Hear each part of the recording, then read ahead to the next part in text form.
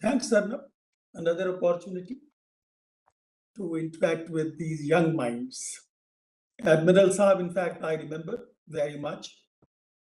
When you used to come and we used to present those hydrographic maps to the Mauritian authorities, and how they used to appreciate that.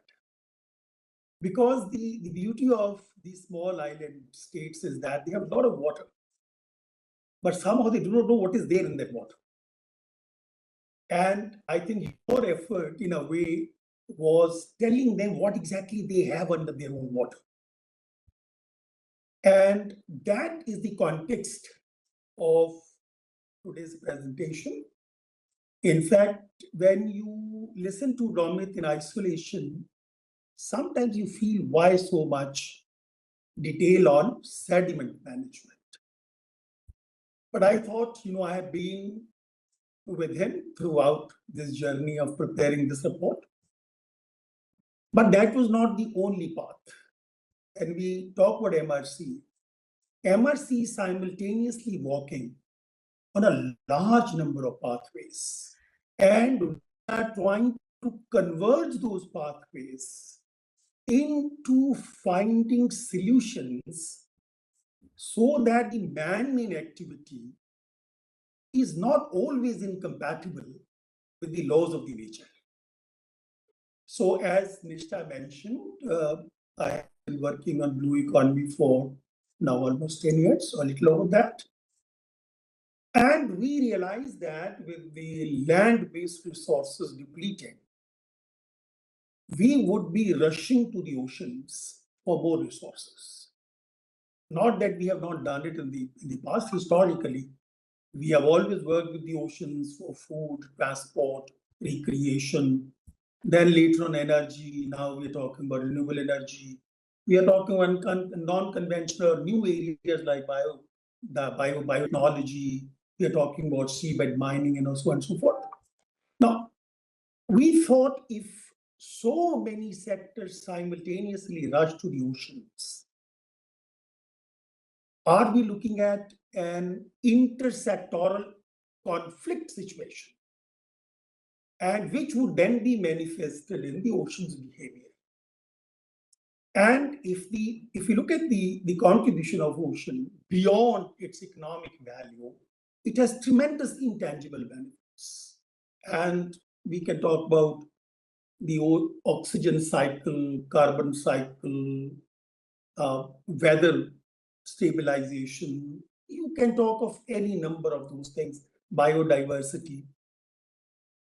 And we have been saying in all meetings, say, for example, climate stabilization is, in fact, one of the most important pillars of security, in fact.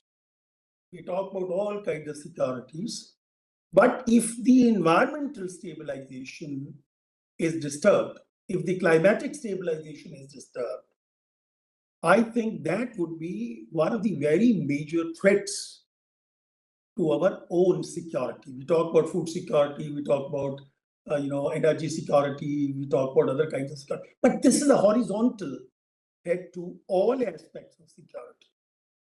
Therefore, understanding the ocean's behavior, because when we are dealing with a partner, because ocean is a partner, and we are dealing with a partner, it is very important to understand the language of the partner. If we do not understand the language of the partner, then the partner becomes a foe. As Admiral Saab, you mentioned, the sediments are both a friend or a foe, and it depends on us whether we want to convert that into a foe or a friend. And the same thing is in ocean. Whether we want the ocean to be our friend or a foe will depend on whether we understand the ocean's language, or for that matter, all water bodies. And that is where, in fact, I am maybe wrongly so, but I am a very strong believer that the ocean's behavior is determined mostly by what happens under the water. Underwater is the phenomena where there could be physical changes taking place, chemical changes taking place, biological changes taking place. And unless we understand that part, we would not be able to understand the ocean's behavior or its language, and we will not be able to forecast in what direction will the ocean behavior go, right? So this is when we talk about MSP. MSP, basically what are we trying to do? We are trying to live with the environment rather than fighting against the environment. And for doing so, we need to understand the environment. Now, unless I know how the environment works, I won't be able to fine-tune my own activity so that it is in compliance with the nature's behavior, nature's law. If you're already facing so much of problem, in fact, if we look at the environmental degradation that we have done, we have completely messed up our land resources. We have messed up our air resources. We have messed up our water resources. And now we want to head to the oceans, thinking that, oh my God, they may have more resources than we have been able to destroy. But if we go there with the same behavior as we have done on land, I'm sure we are looking at a very major threat to the humanity. And no, I don't wonder, in fact, when experts in the field, including the United Nations Secretary General, has been calling climate change an existential threat. And I totally agree with him. I see no reason how to challenge that. I'm sure there are people who don't believe in this, but I have studied these things for many years now, and I totally agree that climate change, if there is one single most serious threat to humanity, it is climate change. And that is where, in fact, the whole effort MRC is putting together in trying to understand what are the consequences of our action in the environment. I'm sure that we all have to agree that we want good life, and good life needs resources, and they have to come from this limited resource that we have. Now, I always say, we came from a very small economy, which was just about few $1 billion value some 2 centuries ago or before the Industrial Revolution. And we have taken the size of the economy to almost $120 trillion. And this $120 trillion we created over a period of something like 250, 300 years. And the next 20 years or 30 years, we want to add more $120 trillion. Now, if we want to add that value to our economic activity, can we imagine what kind of resources we need? The resources which we gathered in the last 250 years, we need similar resources in the next 23 years. Now, we can do it the way we have done in the past and face the consequences, or we can do it better so that the consequences are mitigated and we are able to live with the environment. Now, coming to Romit's presentation, Romit is a young researcher, basically. He is still growing in that. But the idea was to start with this sedimentation management in a broader sense of the term first. Do we understand the whole thing? Then we can go into micromanagement, how to deal with a particular river or a particular port or a particular situation. But the global behavior of the sediment had to be first understood by Romit, who would, I'm sure, play much would focused role, because unless we understand the process, we cannot convert that process into solutions. I can understand we are all seeking solutions, but solution would not come till we understand the process. So Romit's effort right now was basically to understand the process. How these sediments are created, how they are transported, how they get aggregated, how they get deposited, and then how they create problems. We from childhood we have been hearing, the rivers change their course. Why do they change their course? It's the sedimentation. Yes. And I have seen, I've lived many years in Europe, Americas, and I have seen how they manage their inland water systems and how regularly they manage the sediment. If they stop managing sediment, their inland water transport system will collapse.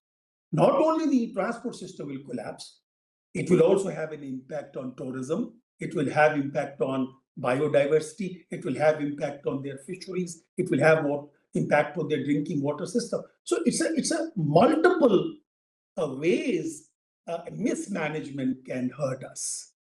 Now, data is, as other speakers mentioned, even if you're talking to a cross-border partner, most of the disputes arise because the data is lacking. Because we are trying to make an argument through the gut feeling. Our gut is different from their gut.